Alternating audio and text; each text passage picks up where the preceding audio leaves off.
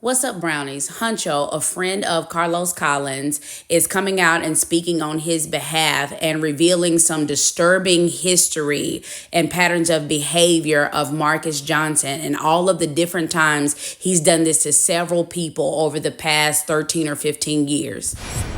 Never have I ever tried to make someone be with me that never wanted to be with me.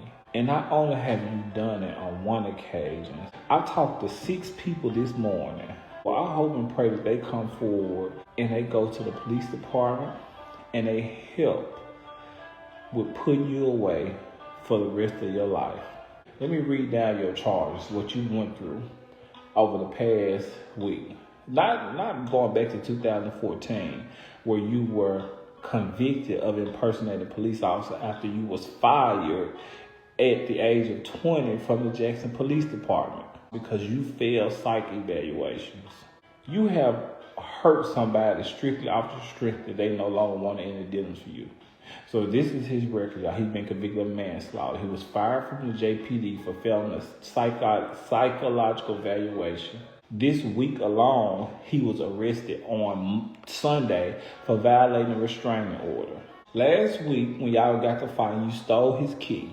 You went to jail for violating a restraining order. You made a copy of the key once you got out of jail. He was only in his new place for a month before you used the key, went in there and killed him. And now the family has to relive this because Carlos had cameras in his house, according to the report I just got.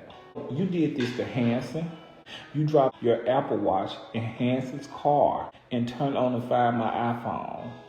You did this to one of BJ children. You put a AirTag in his car because while y'all was talking, you became obsessed. You did this to Stefan, Logan's boyfriend. You put several AirTags in his car. Luckily, he was smart enough to know to stop and ding the AirTag so he could know where it was.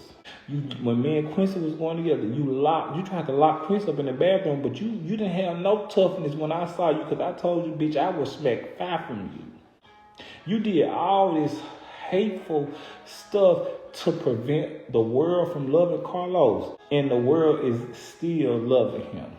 And guess what? He's still not gonna love you. You going to hell. He gonna be in heaven, and he's still not gonna love you. The report I got this morning said that the neighbors heard Carlos screaming for his life. And the thing about it is, that's not even your ex. He's not. He's somebody who fell into your obsession. Because what you used to like to do is you like to get the boys the money. I know because you did my ex Cece like that. When me and Cece first moved to Jackson, you sat at KFC when Cece working at KFC. And every day you was sitting there and just stare at him. And to what one day I told him, I said, see what he talking about. And you offered him money and I went off on you then. See, you try to use that, I'm a police officer, because people are not going to really research to see if you're a police officer. Then you try to boo them over, let me buy you flowers. Y'all, he's good. He's good. I'm not going to lie, he's good. Send you flowers, send candy, send all this type of BS to lure you in.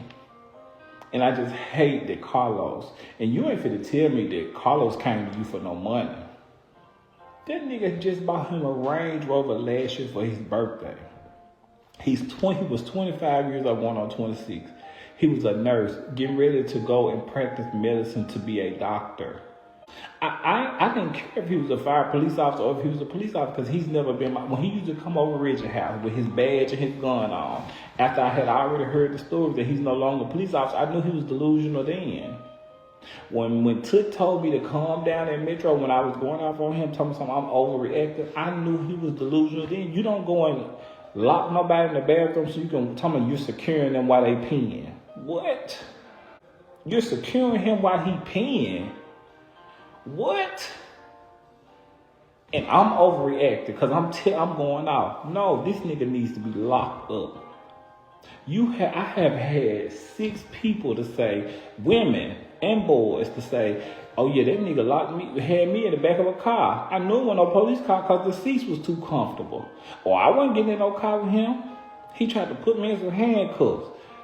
They should have been, JPD has let the system down again. Because they should have been locked you up. Or put you in a mental hospital somewhere. Jonathan, you told me how weird and wigged out he had you as your security guard in your apartments. If I was Carlos' family, I would sue JPD. I would sue every security company that he has ever worked for. So many people are coming saying, this person did this person did that. I have video of this person doing this to me.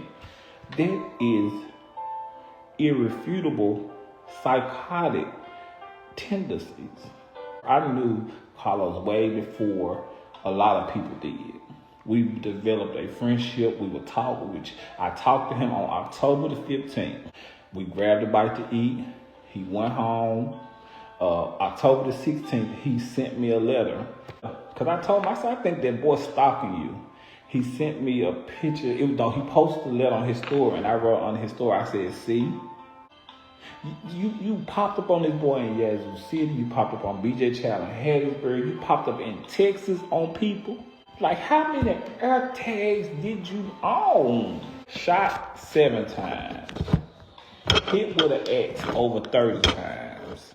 And stabbed him over 22 times. Like, what kind of possession did you want to have over this person to make you that angry, that legitimately angry to where you can sit up and do all this to somebody? And why the fuck did the police take so long to get there? Because if you shot somebody 7 times, well, if the police station is directly across the street, why does it take you 30 minutes? Somebody's in there being slaughtered to death like a horror movie.